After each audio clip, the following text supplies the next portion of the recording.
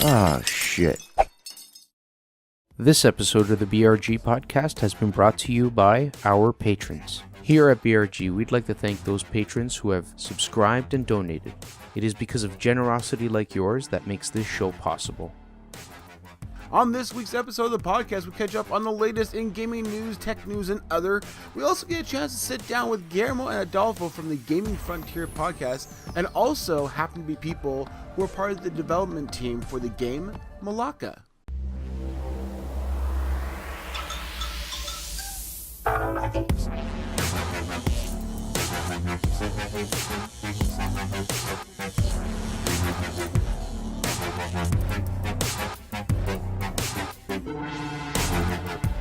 Hey guys, welcome back to another episode of the BRG podcast, where we get to sit down and tell you all about all the crazy shit that goes on every single fucking day of the week, once a week, because God, I could not do this fucking every day if I had to.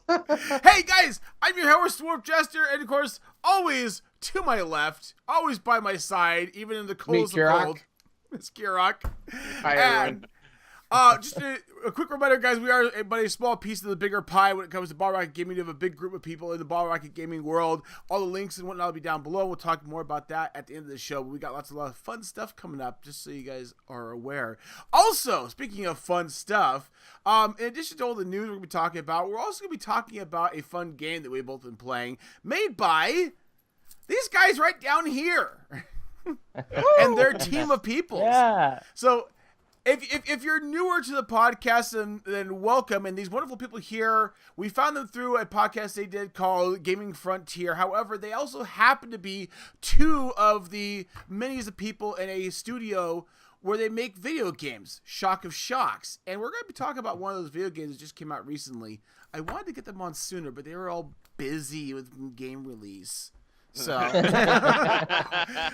stay tuned for the second half of the show, because we're definitely going to dive into that. I want to be able to show a little bit of, well, not show a little bit of the game, but talk about the game and to be honest, kind of give my thoughts and opinions on it, and talk a little about the process that goes into creating the game and going through the details of it into the release, and then kind of putting your baby out into the masses and, be ready for whatever kind of response you might get from it. Yeah, absolutely. All right, guys, let's go ahead and dive into it. We'll be right back. All right, ladies and gentlemen, we're going to go ahead and dive into the news this fine evening. And to go ahead and kick off the funsies here, we're going to talk about something that everybody's really happy about, and that is our favorite purple dragon that is going to return. Yes. Oh, yeah. Like, get yourself now, guys, because I know you're excited.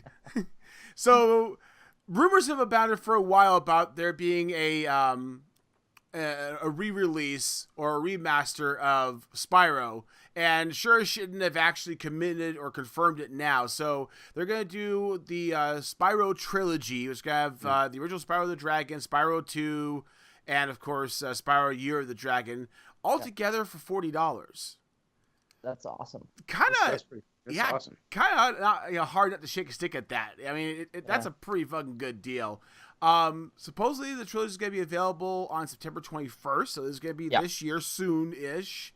I mean, people who really want this probably it's going to wait too long for them, and it will be available on the PlayStation 4 and the Xbox One. PC can get stuffed apparently. Yeah. Thanks, guys. Yeah. There's another console, isn't it?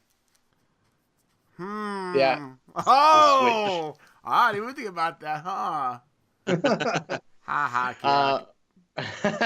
Yeah, not making it on the Switch, I know. So Valve quietly hides Steam machine sections from its game store after years of neglect. So this is brought to you by The Verge, and Valve has gone ahead and quietly hidden the link to its Steam machines. So if you guys remember back a few years, there was this big thing when they came out with the Steam Link and they came out with the Steam controller, and one of it was that they were kind of preparing to take over the living room or the console space with PCs that were optimized or built to act as consoles, but they would play their big screen version through Steam. I actually set up a PC to run it. It's not bad. It wasn't great, and then I quickly stopped. I didn't find that. Personally, I like the Steam Link way better. I mean, you can still find the link if you need to use it. It's just hidden away, and then you can go in and get yourself an Alienware Alpha Steam machine if you really, really, really want. So that's it. To. Your Yeah. systems are dead. It's over. Following that trend, though, Bob says that its Linux-powered Steam machines aren't dead yet. And this guy, who I'm sure I'm going to butcher his name, Pierre-Louis Griffet, or something like that. He's a developer at Valve, and he explains that the link to the Steam Machines page was removed because users weren't clicking on it. Maybe there's a reason for that. Yeah, and really. That the company is still hard at work at improving the Steam OS. Which, again, I've never really tried any Steam machine ever, and I don't really have a particular interest in doing it. Well, okay, if they say so. I mean, sure. People aren't clicking on it. I wonder why. Yeah, definitely. So there's a rather small indie game you may have heard about called PUBG. PUBG creators have now sued the mobile game for copyright infringement and the use of the frying pan Yes. on their game. So creators of PUBG are suing this mobile game developer called NetEase for copyright infringement for two games, Rules of Survival and Knives Out. I've never heard of these two games before. Neither have I. I don't think anybody anybody in the PUBG circle has heard of these games before, but they are apparently some popular mobile games, maybe in China, or I'm not sure. Yeah, actually, some of them are actually shockingly enough out of China, and they are so direct ripoffs. It's painful. Yeah. Yeah, and they have sued this developer for having a plain load of similarities, including a shrinking play area, as we see as well on other games from the genre like Fortnite, a frying pan, air jumping via a parachute, as seen on other games like Fortnite as well, and the playground phrase "winner, winner, chicken dinner." And that was not even like. Yeah, they subtle, didn't even man. try. That's like, yeah. I No, know. really. So just for point of fact, I've actually seen one of these games that actually NachoPandaa of all people showed me when I was at work. He was playing on his phone, and they are absolutely correct, in my opinion, to go after these companies because they are direct ripoffs of their game down to the smallest of details. That said, things like it's a battle royale game with a shrinking play area. That's kind of the mechanic of the game. The game. You know, jumping in. Okay, yeah. Well, you parachute in from a plane. Well, okay. So what's the alternative? You jump from a flying bus with a glider. Huh. I mean, yeah, I've watched it up a little bit. But yeah, one of them just straight up like winner, winner, chicken dinner. It's like, oh God, guys, could you clone this a little more, please? yeah, I'm gonna read a very brief quote from Rock Paper Shotgun. It says, one very beloved aspect of creative expression in Battlegrounds is the game's iconic frying pan, reads the claim. Previous shooter games did not include the use of a frying pan. The imaginative treatment of a frying pan as a melee weapon is made even more remarkable by its further treatment as armor against shots to the butt of a character. That comes actually from the legal documents. So that's... Wow. To quote Flynn Rider, frying pans. Who knew? Anyways, in other gaming news, guys, I'm actually kind of excited about this. I don't even have VR yet. Beat Saber launches on May 1st. If you haven't seen this game, go ahead and pause this, open up a new tab, go to YouTube, look up Beat Saber. It is an incredibly fun looking game. If you have access to VR, you may want to actually go ahead and check this one out. If you know about Audio Shield, this is a very similar thing where you've got game things coming at you, but instead of blocking with shields, now you've got sabers. You're actually going to slice things, and it looks like a metric shit ton of fun. So I definitely recommend you check this one out. I'm going to look for it. I'm going to download it and try it out. I can't wait. You better stream that. Okay, I'll stream it. I haven't streamed VR in a little while. Just think, going all fucking lightsaber on shit. I'm going to switch gears here with tech news. And so we're going to begin with rumored PlayStation 5 specs leak. Suggests launch as early as 2018, guys. This is from Extreme Tech. Sorry. The PS4, Frog in my throat. Sorry. The PS4 turns 5 this year, and we'll have a string of PS exclusives coming down the pipe. But one of the suggestions, Sony's already sampling dev kits for. One report suggests that Sony's already sampling dev kits for the upcoming PlayStation 5 in such numbers that it is semi-accurate. News authors believe a 2018 launch isn't out of the question. The PS5 would use AMD's upcoming Navi architecture. Oh, okay. Hey, Hey, hey, listen. Oh my God, I thought that was hilarious. As its baseline and built around a custom Zen microprocessor, according to Restera. And there are supposedly VR goodies baked into the silicone level. Ooh, that's cool. Yeah, it's pretty awesome. That last little nugget there, it's like they're gonna have VR baked into it. Which, considering the fact that we mentioned, I think on our last episode, that the PSVR sold something in the order of like 2 million or something 2 million. crazy like that. Yeah, that's what the number was. I would dare say that it was definitely not a failure.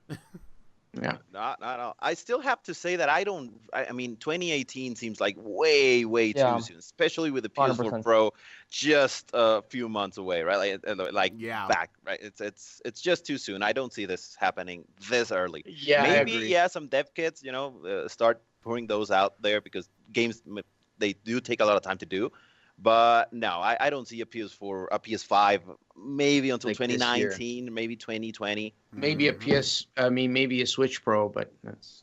Yeah, and I'd even say that 2019, even that seems maybe a bit too soon, just considering the success of the PS4 is still going on. So I don't know. They're way ahead of the curve. They're on top of the world right now. Microsoft is still having problems even keeping their tail lights in sight.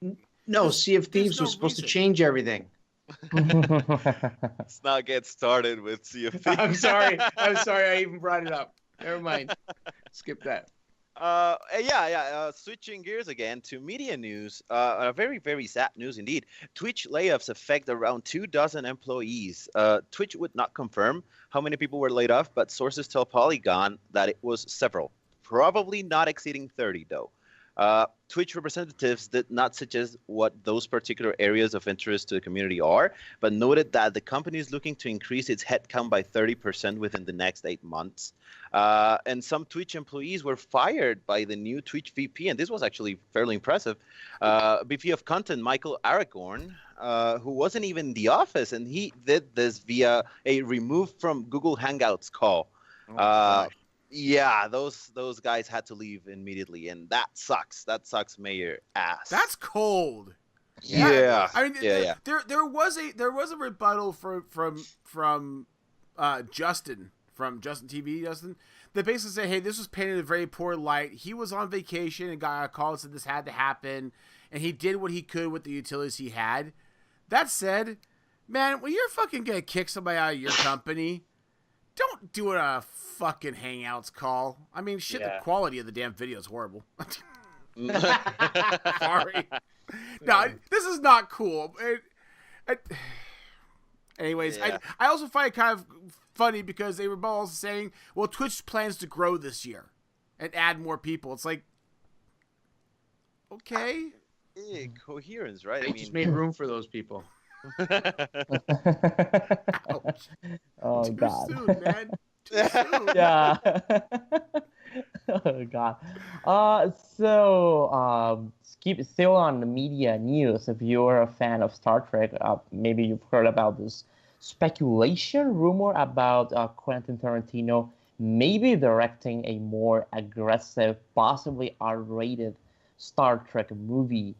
But apparently we shouldn't be getting our hopes up, but because it might not happen at all. So, I'm just reading a quote from Den of a Geek. It says, a word emerged in December 2017, leading to much speculation that Tarantino might even direct a more aggressive take on Star Trek. Simon Pegg, in a recent interview, now suggests that a Tarantino track is pretty unlikely, largely because of his very busy schedule. Mm-hmm. So Tarantino, I mean, he's a busy guy, and that's maybe the sole reason for that to not happen at all. Oh yeah, the sole reason.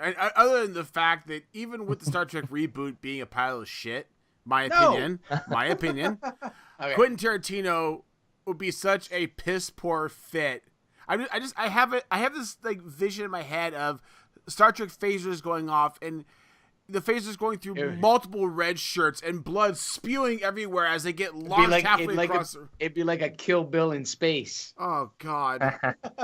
Yeah, man, I'm a big fan of Tarantino. Really like his I know. movies, I like some of his work. Yeah. And I used to like Star Trek. I hate the reboot, and there's no way in hell I would put Quentin Tarantino's work together for no. For this one, I'll side with you because I just don't see the two of them fitting together. Yeah. I agree with you, actually. I agree. Although if it was a new nitty gritty dark version of Star Trek, it might work if he does it right. But you shut your mouth, or I will fucking swat you. Wait, what are you talking about? No. In other news, Kansas passes an anti-swatting bill in wake of Andrew Finch shooting. So if you recall, we reported a few episodes back about a swatting that happened, and it ultimately led to the death of a person that wasn't even involved in the swatting that occurred. Yeah, exactly. So earlier this week, the Kansas Senate approved the Andrew T. Finch anti-swatting bill is what it's called. The bill makes swatting call that results in death or severe injury a level 1 felony charge. So that can carry a prison sentence of 10 to 41 years. That's good. Just for the record, currently, it is a secondary offense that is punishable by a suspended prison sentence and probation. So the person who called the swatting that got this person, Andrew Finch, killed, has basically a probationary period. And of course, thing on his record. So this will bump it up. This basically bumps up to the same category or class that is secondary, second... God, my brain's second degree? Yeah, second degree murder. Okay. That's what this puts us up into. So this would be in the realm of something a little more severe and actually having some tangible type of punishment for it. I would even pump it up higher. I mean, it's it's funny. I thought about serious. that too. That was my initial thought. It'll make it worse. But you know what? This fits properly. You're not directly going after the person per se, but like anything else, it is something very severe. And I think this is a good punishment that's fits the bill, so to speak. It's a good step. Yeah, it works, and people need to stop this bullshit because it is just it's garbage. And it's dangerous. So here, hang on, I'm gonna come clean. I was ridiculing the U.S. for this, and then I looked up some articles. Apparently, it happens in Canada too. So, sorry. I must apologize. The difference is they call a person back afterwards and apologize. Right? It's called differently, or What? is it a SWAT unit as well? No, it's a SWAT unit as well. Oh, cool. Yeah. Apparently, it's happened here. They break down the door and start yelling. Right. See, when in America, you see them break down the door and they yell police. In Canada, Yeah. they break down the door and say, sorry! Sorry. We'll put better hinges on next time. Anyways, guys, one last one for you. We have to bring this up because it did happen this week, so I do want to make sure you guys are aware of it. Pretty much everybody is. But there was a shooting at the YouTube headquarters in Northern California, up in the Bay Area, in San Bruno. So this is very, very close to where I live. I live just outside the Bay Area, so this is a little bit close to home, so to speak. Yeah. So just give you the quick synopsis here. A shooter, I believe Tuesday, showed up at the YouTube headquarters and opened fire. There's as of the time of this report, there was some conflicting information about how many rounds actually went off, but there's reports of supposed reloading involved. The long story short of it is, the shooter, Nazim Ogdam, I believe the name is, ended up shooting at many people, injuring 3 people, and then taking her own life. And supposedly, the theory is from the studying research is this is somebody who is very disgruntled about how YouTube was handling restriction and monetization of her channel and videos. Basically somebody who's disgruntled about what was going on, didn't take too kindly to it, and ended up doing this. So I think the saddest part about this is always, regardless of who's losing their life, if somebody's lost a life, and the fact that I can almost unconsciously say well, it could have been worse. You know, in the form of shootings, this barely even classifies as a mass shooting because only one person died, a few people got shot. And I'm not trying to make light of this at all. This is very serious. But it's worth noting this definitely could have been a lot worse. So I'm grateful for that. I'm sorry to hear that's happened. What has happened has happened. So anyways, guys, I hate the news on that note, but we are going to go ahead and move on and find out what's going on in the way of game releases.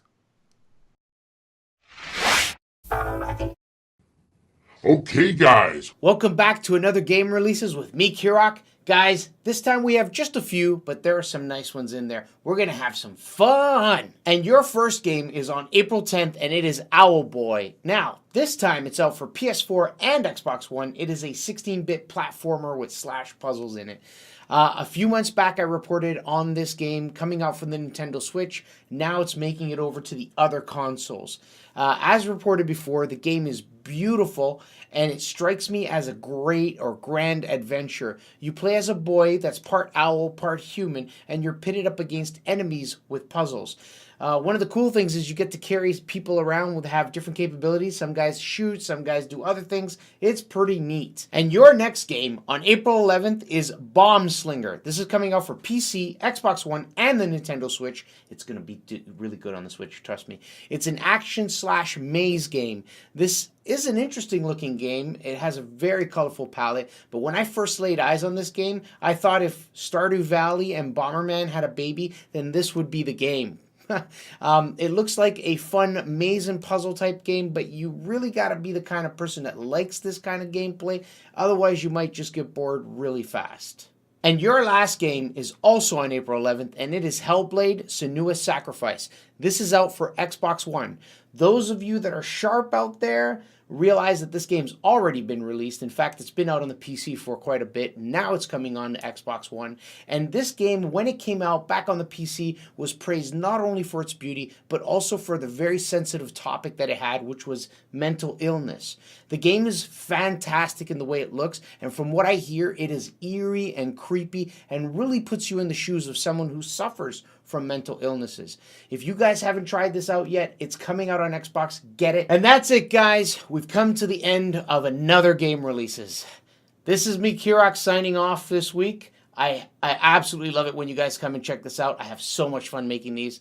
And I will see you guys again next week right here on Bottle Rocket Gaming. Bye for now.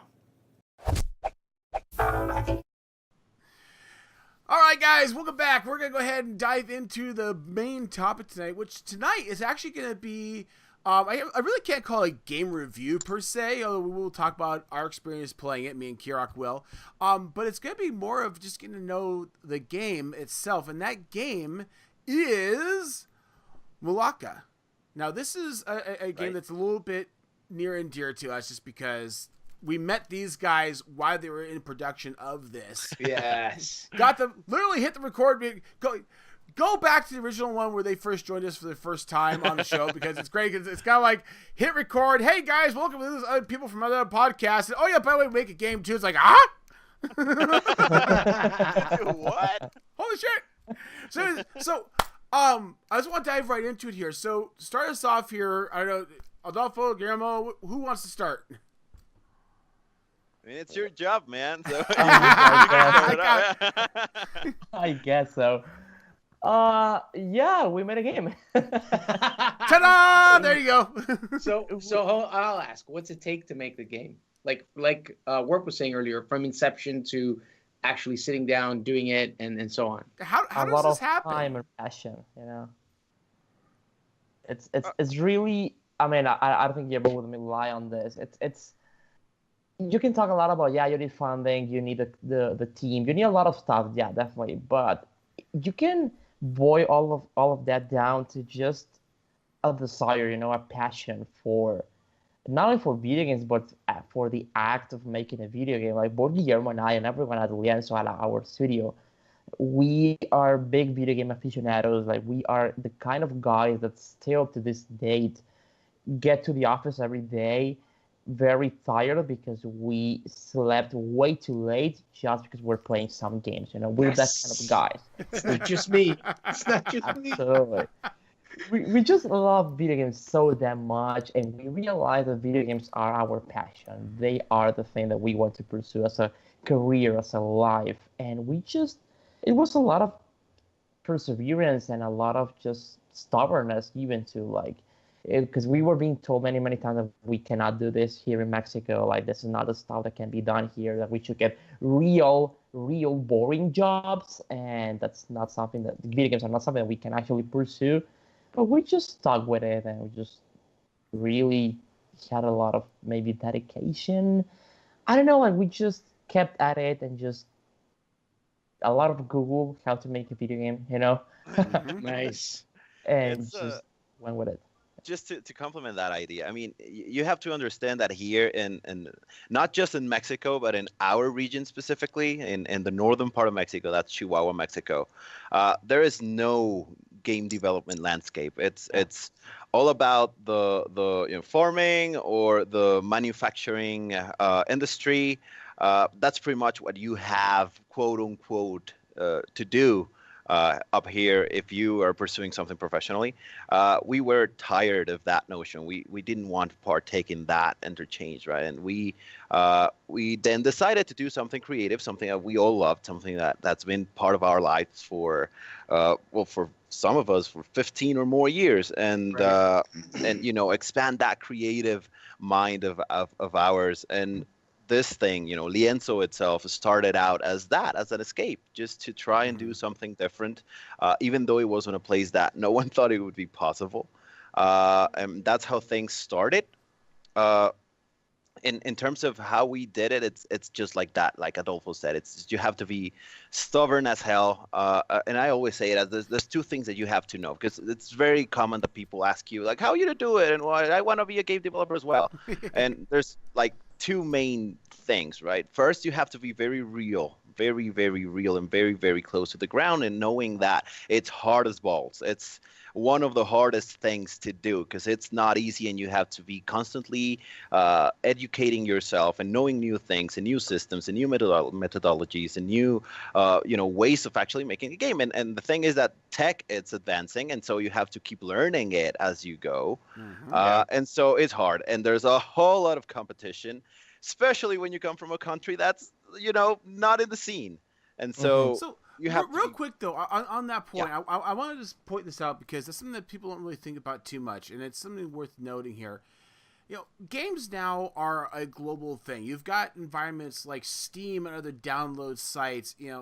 It's people think, well, it's global. You could put down roots in the middle of Nebraska or in the middle of Chile or wherever, and just go ahead and start coding because you're set.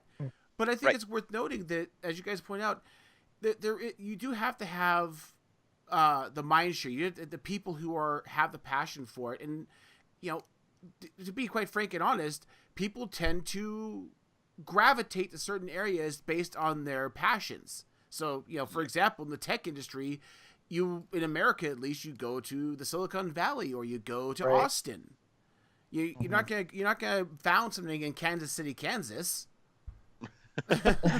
Definitely. To that point, just a brief history of the studio and why it came to be.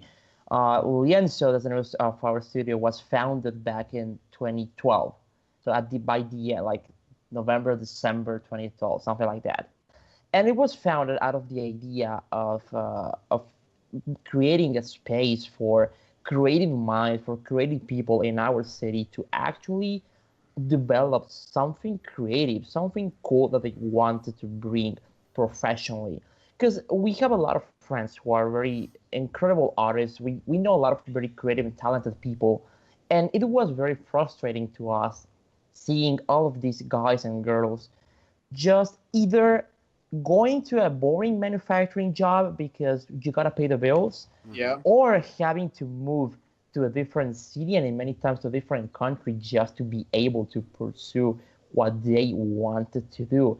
And to us, that wasn't fair. Like, it's not fair just because we were born on this side of the border. We cannot pursue what we want to do as guys in the US and Canada can, just because of a geographic thing, right?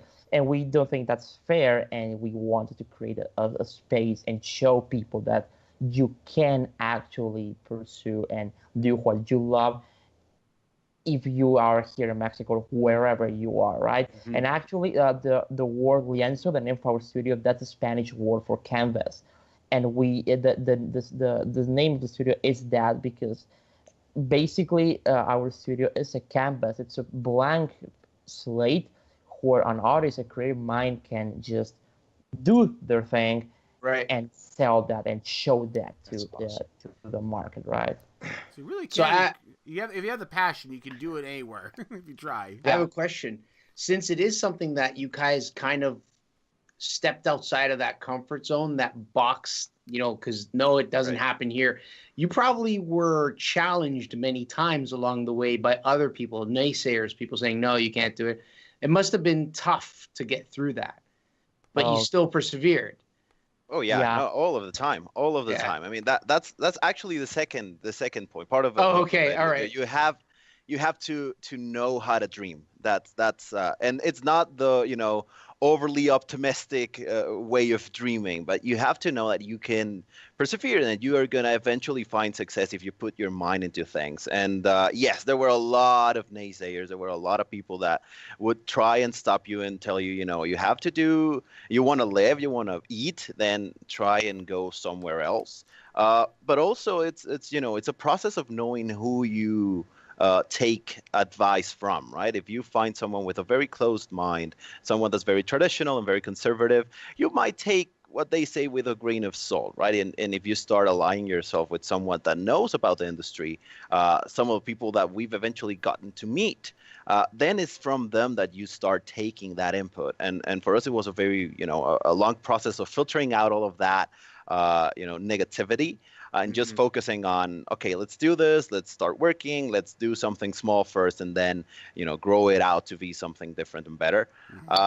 And just being, really just stubborn enough to not give up. And, eventually 5 years later, that's how long it took us. You're going to eventually find some success because you're just, awesome. Still doing it. And that's really the secret, just to not stop. And that's it. Be stubborn. Yeah. Yeah. And like crazy. Always bear in mind, too, that, honestly, the definition of failure, at least for me, is when you stop trying. So it doesn't matter how many times you fall on your face, as long as you keep getting back up, then you just keep getting back up. So I think anybody has enough perseverance can certainly make things happen. Now, let's switch gears here, because we know a little bit about you guys and the studio, but let's talk about this game, because this game is definitely fun to play. But there's a lot of really interesting facts or elements about it, and it's not just a random made-up thing, so to speak. There is actually a little history behind it. There's a little bit of art to it. So let's talk about that a little bit. All right, so it's your eye, Guillermo. Whoever. Okay. I'll start, and then you can jump in with any things that I missed. So the game is Mulaka. Mulaka is a 3D action adventure game that is based on the stories and the legends of an indigenous community of people from our region called the Faro Mara. So this is an indigenous community that still live today, and they have a bunch of stories, legends, and a very rich mythology that really nobody knows about, even us included here in Mexico. Like we know they exist, but we do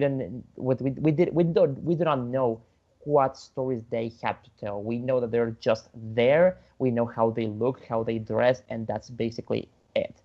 Because a lot of the stories and traditions are just passed along orally, and that's it. So because of that, many of their legends and myths are being lost over time. So while we were just looking for ideas, like we always wanted to create a game.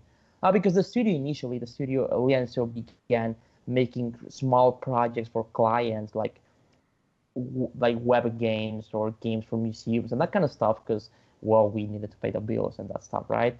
But we always had this idea, this itch of making a big game, of making the kind of game that us as gamers wanted to go home and play for hours. This kind of experience for hardcore gamers. I don't like that tag too much, but I guess that's the easiest way of describing what we want to do. So just looking for ideas and such, somebody mentioned at the studio like, hey, why don't we do a Zelda based on the Tarahumara people? And we were like, oh shit, like that's the dumb idea. But that joke eventually just began just growing on us, and it came to a point when we actually decided to just look into them and make some research. And that's when the team found out that there's a lot of cool things going on with them, and we decided to let's try and make a game, right? Yeah, this is, I mean, it was a very long process, right? It actually took some of the team to go to the Sierra, which would be the extension of the Rocky Mountains down in Mexico when they crossed the border. Okay. That's where the Tarahumara live. And it took going there and actually talking to the people, right? Because again, as Adolfo mentioned, it's oral tradition. They transmit, they pass on all of these legends and myths mouth to mouth and generation from generation. And so the only way that we could find to actually extract them was to going and talking to people and asking them, like, what do you know about your past? And what stories do you heard about when you were a kid and stuff like that? And we got some amazing stuff out of there. That's pretty awesome. We just, it got to a point where we fell in love with the amount of culture, the vastness and the richness of all that we were hearing. We took all that to heart. We took all that back home. And then we started, leaning on actual people that knew about this guy. So anthropologists and Tarahumara experts and whatnot. And, they helped us craft or distill or, purify all of this legend so that they would be, there wouldn't be any influence from the church or any influence from Spain or any influence from globalization and whatnot. Yeah. And from that is that we build the game on from. That was like the basis for what would eventually become Mulaka. It's very important to add that from day one, our goal was not to create an educational game. Yeah. Mulaka is not that. Mulaka is an action-adventure game. It's a game where you basically kill enemies. It's a game where you just battle mythological creatures. You murder them. You get murdered by them often. Get your ass kicked repeatedly. It's basically like think something like Zelda, Darksiders, Banjo-Kazooie. Like it's Okami. It's that kind of game. It's an action game first and foremost, with the added value that everything that is on the game is based on a real life lore. Because we believe this is the best way to actually teach people about anything. It's by getting you excited, by getting you into a fun time, and you don't realize, but after you beat a game that just gave you a lot of emotions, you learn. That's the best way that a game can teach you. That's the best way to make a game that leaves a mark on you. That's what we set out to create. Not an educational title, but a fun action game. It worked out well for me, at least. So for the aspect of the game, you kind of picked a source, if you will, to draw from to base the game around. But then some other decisions get made. I'm curious about things like, for example, the art style of it, the simple poly look of it. It's not. I mean, it's very attractive and very colorful. I like it a lot. Yeah. in the style that it is, like everything, even. I remember playing and walking around, and then I didn't realize it was like liquid, and I sank into it. It was pretty cool. Like I was like, oh, okay. Even the clouds, they look fluffy, but at the same time, they look very solid and they go across. So it's a unique visual style. I really like it. Right. There's a few reasons for that. One of them is we are 90s kids, and that we have a certain nostalgic draw to that the games of that era, and we wanted to have a retro style looking game that would portray that. On the second front, this guy's the Tarahumara, and our art director won't let me lie about this. These guys are very their culture. It's I don't know if this is the right word. They are very simple. They don't have there's not much complexity on the way they externate that that look of theirs, right? They use a lot of very hard edges. They use a lot of very primal geometric figures. And so we wanted to, the best way that we could portray that in the game would be to have a very, very hard edge, low polygonal style. And that's why we ended up going that way. That on top of we thinking that it would be much simpler resource-wise to have a low poly game rather than something a little more, more realistic maybe. Ended up being the other way around. We were not, we didn't know what we were talking about. Low poly do require a little bit of heavy lifting when it comes to resource management, but by the time we realized that, we had already fallen in love with the style, and that's why we decided to keep it and use this very vibrant, saturated colors and stuff that mimic that same Tarahumara style. If you see a Tarahumara walking down the street, everything will look gray, the pavement, the buildings, the cars, everything, but them. They have that very particular brightness to them that's very special and that we wanted to show with Mulaka. Nice, very nice.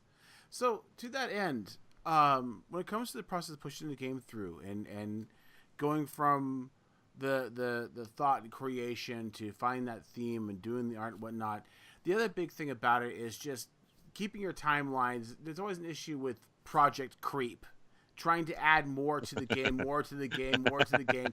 And everybody knows, anybody who's ever done a project in business knows that the problem is there's always project creep, but nobody wants to push a date. So just out of curiosity, what are some of the things there that made it in because of a push, or more importantly, just didn't quite make the cut because, by God, we have to cut the line somewhere? Oh yeah, there were a lot of those. We are lucky enough to have found a group of investors who believe in us and in the project. So we got the funding through private investment, and I mean, yeah, we got the money with all resources that we need to make the game and to basically be in the industry and go to GDC E3 and all that stuff and be with people and be a part of the community. And we are very fortunate and we appreciate that every single day. But also, a very positive thing about having investors is that, well, you got good pressure on you, and we cannot just take our time and just deliver a product whenever we want to. Like, no, because we got people who are putting money out of their own pockets for us, paying us to make this work. And well, we gotta make money back for them. We gotta make this thing work. And that's a lot of pressure that I think it's very good and positive in terms of project management, because we have deadlines. We work with deadlines, and 90% of the time we miss them, I think, because that's a very common thing, and we have to go back to them with our head down. And I'm sorry, Mr. Investor, it's not happening this month. I'm sorry, but that kind of thing, I think it's very good because it allows us to stay focused and cut what doesn't work and just focus on what works. And there were some points during the production of Mulaka where we really had to go into these emergency meetings and the team and just really just cut a lot of stuff and just focus on what works and grow what's working. And there were a lot of points in the production where we actually just went into full crisis mode, like this is not working, but this is, and we gotta refocus. We gotta really drive what's working very well and what's not, just take it out of that. And that's difficult because it can get emotional, because a lot of the ideas that are not working, I mean, they came from people, from human beings that are on the team. And that's sometimes it's a bit rough to let go what you suggest and what you put in the game because it's not working. But that's just the nature of it. But we're really happy of many of the decisions that we made. I guess the biggest thing that we had to let go was that initially the very, very first designs of each level of each world on the game was way bigger than they actually are in the game right now. The first design was very ambitious in a way that it wasn't possible at all for us to deliver that product, and that had to go away. Okay. And Guillermo, is there anything you can think of that was like oh my god, I wish we had this? Oh, you have no idea. Look, I mean, I'm the writer for the game, I'm trying not to spoil a lot here, but Yeah. I would have loved to have way more character building with Mulaka and with the world around them, and with a lot of the characters that you're gonna find in the game that are just there to give you maybe snippets about the lore and the world and whatnot, but having a more complex story and not to say that it's not that's a bad story, right? It's a story about saving the world and whatnot, but there's just so much that I would have loved to have in the game that couldn't make the cut because, again, right, we are 8 guys, and some of us had to take part in 3 different categories of like, I'm a programmer, but I'm also a video producer, but I'm also a writer. And Adolfo here is our QA lead, but he's also in charge of publishing and in charge of social media and marketing. And so there's just so much work to move around that it's just not possible to do it. But yeah, there's a lot of things that we would have loved to have more time to implement. Absolutely, yes. Gotcha.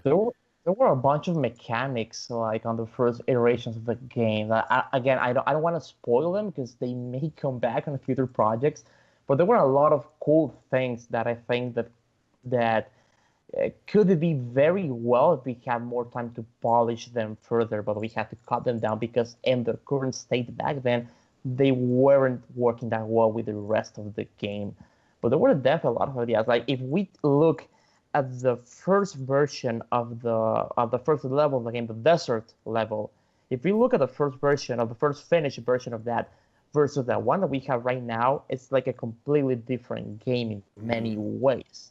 Wow. And there were a lot of cool things that I really liked about that. And I don't know, we may come back to some stuff from that eventually. That.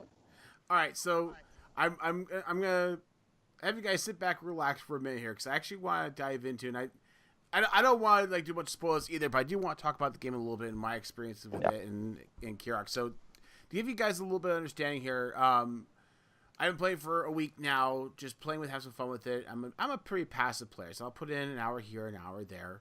Okay. I played on the PC because that's the right way to play any game. However, Kirok likes to snub logic, and he's playing on the Switch. Yes, that's my man. So just have that as a foundation there. So I'm really curious to get your thoughts on this Kirok because I played for a little bit. I've actually gone through the first 3 areas. 3 bosses. Here. Yeah. I'm not as far into the game as you are. I've played it, but not a whole lot. I've passed the first boss. I don't want to spoil anything. And then I'm in that town. What was it, Guillermo? Fakime, that's it. And I'm still there. I'm still looking around. What I really like about it is you can go in and actually what really struck me most was the fact that you're walking through a town, and the town is actually sizable. It's pretty big. And the ambient sound is unreal. You can hear all the people talking as you're walking by, and then you hear music, and then you see them dancing, which is really cool. But you get to talk to every single person. If you walk up to them, you can hit speak, and then you can talk to them. And they'll give you little tidbits here and there. One of them said I'm going to say this. One of them said there's something at the bottom of the well. I found the well. I can't figure out how to get into the well. So what I really like is the fact that it forces you to interact with people in the environment so that you get little tidbits of different things, and they'll tell you, if you go here, there's something there. If you go here, and it's one of the other things that was pretty cool is it doesn't write it down, or I didn't see a place where you can reference back, so you got to keep it in your mind and then go and try and figure out what's going on. Now I've met up or started getting into, outside of that town, all the praying mantis people. Right, so there's 2 different kinds that I've run into. One has an extra shield, and the other one is, and that's all. I'm so far, that's as far as I've gotten, but I'm enjoying it. I really do like it, and I'm still trying to get my what's the word I'm looking for? Get my rhythm in it, because I know the controls, but I know that I haven't uncovered other things because all I have on the 4 buttons on the left is the healing, but there's 3 empty ones that eventually. Yeah, see, so you're far enough ahead of me that you filled those in. No. So, I've only unlocked one thing. So, this is probably a good time for people to stop if you don't want anything. Because a little bit of spoilers are going to be there, but the elements of the game, I agree with Kirok. The visuals, and yet it's a low poly game, but it is in every way a good way. None of the bad. It's not a simple game in that regard. That said, the game, the actual format of the game in terms of controls and management is simple. It's not, there's not a detailed inventory to deal with. There's not a whole bunch of extra menu items and whatnot. All the controls are very straightforward. You've got all the controls right within your fingertips, so to speak, for a few basic functions. Everything makes sense. It's logical. So when you're going through stuff, it's very instinctive to control and move with. As Kirok said, you get a lot of good hints towards things. But this is the element of the game that I really, really dig. And that is that, granted, I only through the first 3, but you're getting a very steady rhythm of, or a very steady flow of new and different things that you have to go after. When you're playing the game, you can throw a spear, you can do a kind of a quick attack, or you can do a strong attack, and the way they act and the way they work is a little bit different, and depending on what you're going up against will have an effect. The people that Kirok talked about, again, spoiler disclaimer, the guys that put their arms up as a shield, the only way you're getting through that is to walk up there, use a strong attack, and basically whack their arms apart and then beat the living tar out of them. So they put that to you. The best part about it too is the bosses and the little mini bosses. If you just go button mashing this game, you're gonna go nowhere really, really quickly. You're gonna get ass canned and in a heartbeat. It actually makes you think, and a lot of it was, to be quite frank, me running around like a scared bitch until I figured out what was going on to get through these things. Exactly. All I'm saying is that, when a boss is running at you, get out of the way and see what happens, because that may help you in some way. So there's a lot of things that go on, and it's every single time I go say, I had a goddamn mantis that was pissing me off because it would put a ring copies of him all the way around. And wherever you move, the ring moves with you. It's like, what the hell do I do? And you rack your brain for it. And I always get right to that cusp of getting frustrated, and then I do something different. Because it's always that kind of oh, wait a minute, you know what? I've got this ability. Let's try that. And, oh, there it is.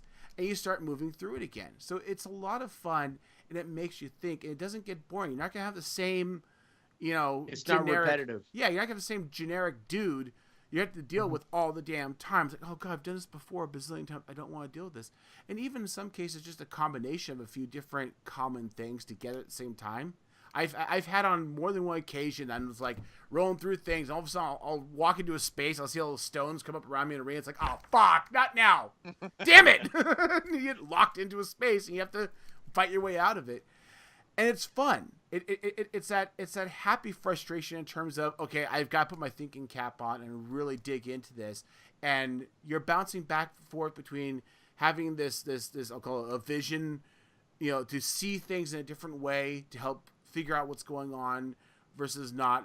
You pick up abilities as you go along. So it keeps things moving. It keeps things fresh, which is great. So I'm enjoying it a lot. I've had a lot of fun. I'm definitely going to be playing a lot more of this when I have a chance here. So, anyways, for anybody who hasn't checked this game out, I definitely encourage it. You can pick it up on any console. You got it on the Switch, got it on the Xbox, you got it on the PlayStation, you got it on PC through Steam, or however else you're going to find it. So I definitely encourage you to check that out. Now, we will talk a little bit more when we wrap up here, guys. But just, is there any plans for anything to get added to this game by chance? Wow, you really like the game. I feel so humble, About plans, we are rolling out patches and updates that are mainly fixing some issues, like some bugs, some rare bugs some players are finding. But there are some small like enhancements and stuff and such going on. For instance, we just released a patch that adds like a horizontal invert option. That's on all consoles, and it's coming to the Switch in like 2 days or so. And we can't confirm anything yet, but we are looking at every single comment everywhere. Like we are reading all of the feedback, everything that people are requesting, and we are trying some stuff, and we are indeed looking into the possibility of bringing one or two things to the game, but can't confirm anything yet, really. As of now, like we're focused on looking at comments and looking what people are requesting, and bringing a lot of that learning into our next game, our next project. But in terms of bringing new stuff to Mulaka, I mean that we really can't confirm anything right now. If that does happen, we'll be definitely posting that and talking about that. Yeah, we'll see how things go. I'm gonna do it nonetheless. I still got plenty more to go through still, so we'll see how that goes out. Anyways, guys. And I'm excited about your comments after you finish the game, because Guillermo and I, we both agree on the fact that we think Mulaka gets better as you progress through the game. Like we think that the second half of the game is definitely better than the first one. So like we're like excited. The fact there's constantly stuff being added. You get a new ability that now all of a sudden you can do something you couldn't do before, or you get a new mob you gotta deal with. It's really fun. Anyways, we're running a little long here. I want to get moving on here. But definitely we'll have you guys back. I'm sure sooner than later we'll talk some more here. But again, we did move on. Special treat, guys, just so you guys know, I actually went to the Bay Area comic convention, the Silicon Valley Comic Con. So I'm going to go ahead and toss in a little bit of video from that I took while I was there.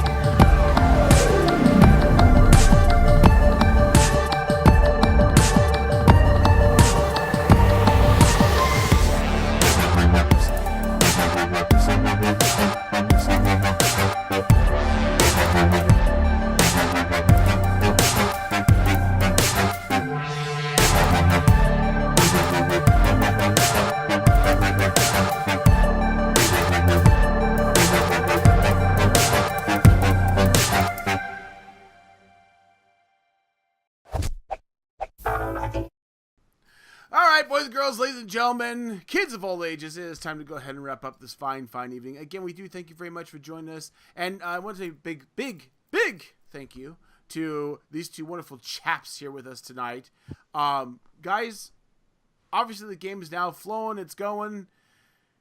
What's going on for you now?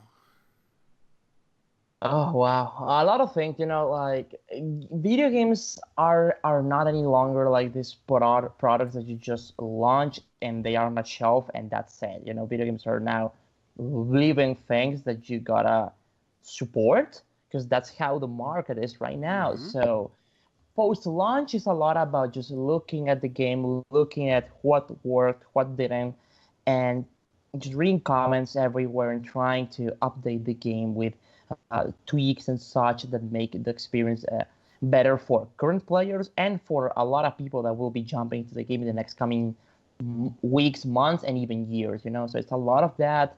But mainly as a studio, we are shifting gears and focusing a lot on the next thing. So for the next coming weeks and months, it will be us having a lot of meetings discussing what worked and what didn't, and beginning a new game based off from that. So that's very exciting. We're back to stage one of just coming up with ideas and doing cool new things, Other than that, on my end, really taking it easy. Like launch and the very last months of production were very intense, were very exhausting. And now the game is out there and we are starting a new thing. To be honest, it's a lot of just taking it easy and relaxing at Dial it. it Even back though a few notches. absolutely, even though we are still working, we are hard at work on new things and doing a lot of stuff. Just relax, like get out of the office on time. Don't stay up late working, just trying to Oh, you relax mean a being bit, at work recover this a bit. late? Huh? You mean like staying at work this late? Like some Yeah. people? Like some people at the office right now. Right. Speaking of which, Guillermo, anything going on with you? More of the same. More of the same. It's review time for us. It's our time to actually review the game and see what worked, see what didn't. Take all that we can learn from that. Put it all in a very neat document and have it ready for actual lessons. Coming to whatever it is that we're going to be doing next. Yeah.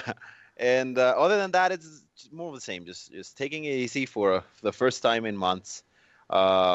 Preparing some new assets that we're going to be showing people fairly soon. Nothing to announce though. And other than that, just it's on top of thinking hard on what the game did right and what it did wrong.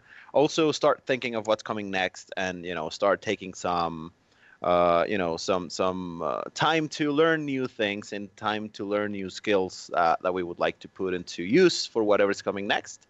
And that's it. That's pretty much what we're doing right now. All right. Well, definitely when new stuff comes up, we'll make sure to drag you guys back on here so that we can. Please do. Sure. Our pleasure. Our pleasure. Awesome. All right, guys. Thank you so much for joining us, and thank you for the game, because the game has been very enjoyable. Which, to your credit, not really the game format I'm personally into normally. Like, I'm not a Zelda person, for example, that kind of format. Right. This is not my bag of chips, and yet I'm really, really enjoying it. So thank you for that. Kirok, my friend. Yes, sir. Hey. Nothing exciting going on? I've just been streaming a bit. I streamed some PC simulator building.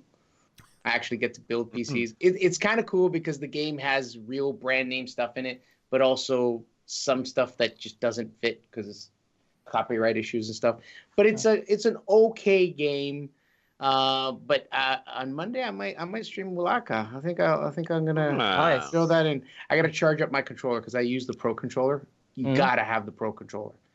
And yeah, and I'll hook it up and we'll see. I'll play. Cool. Nice. I've heard of that game. I'm looking at your video of the PC simulator. It looks like a fucking nightmare. I work in IT, so well, it's what I do. I'm gonna get off of work, go home, and work. Yeah, that's exactly how it is. And it's funny because okay. So just to say one part that I didn't quite agree with, because it's what I do. You get an email from the customer saying, "Yeah, my computer doesn't work. I think it's the motherboard. This is the kind of motherboard," and of course they're right. Generally, it's the other way around. I don't know why my computer doesn't work. Gives it to you, and you have to troubleshoot and figure it out. I was looking forward to that, but no. so guided. Nothing personal, but that's not usually the case. Just saying. No, never. There are 3 types of people you deal with in the IT world. The ones that don't know things and know they don't know things, I'm fine with that. Ones that know things and they know things, that's fine too. It's the ones that don't know shit and think they do. Yeah. Those are the ones, I'm telling you. Hey, guys, listen, as I said before, Ball Rocket Gaming, we are but a small portion of the Ball Rocket Gaming community. We are a wonderful gaming community that loves to get together and do fun stuff. Everything from playing games, shock of shocks, as well as doing fun things like this podcast and other shows that are coming up.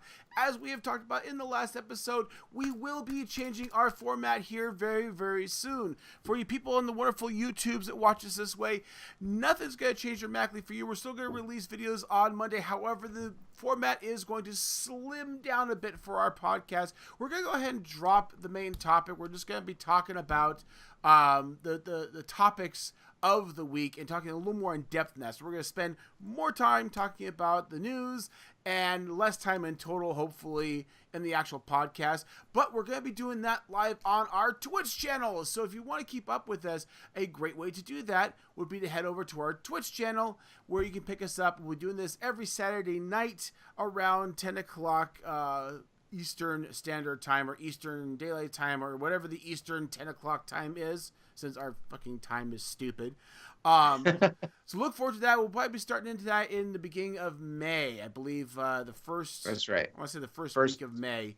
We'll start doing that. So make sure you go over there, hit follow, make sure you're ready and following. And there is other content going up on our Twitch channel. It's not just us. We have other people who contribute to the Twitch channel. And if we're not actually contributing at that time, we usually have somebody hosting like we do right now. We've got Ruark hosting, playing with Dano and Linz, and they're out shooting dinosaur butts apparently right now. So you can go over and check that kind of stuff out. Always a good time. Definitely, if you want to keep in touch with us, guys, make sure you head over to our Discord channel. We do have a Discord channel where you can chat with us directly. That is the easiest way to say hi to us, so I definitely encourage that. And, of course, as always, guys, since you're already here, please feel free to go ahead and hit the sub button and the like button if you'd like, and we will be more than happy to say hi whenever you have a comment in there. So thank you very much, guys. As always, if you'd like to give us a donation of cash, just make out the check to cash, and I will make care to take care of that for you and get to the right people.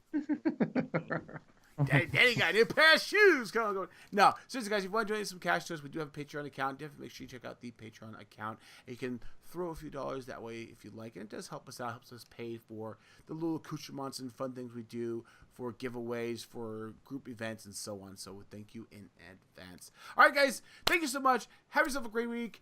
And we'll catch you next week. And we don't have any idea who we're bringing on or what we're talking about because, you know, we're kind of silly like that. So we'll just find out right along with you next week. Have a good night, guys. Goodbye, everyone. Bye. Thank you. Bye-bye.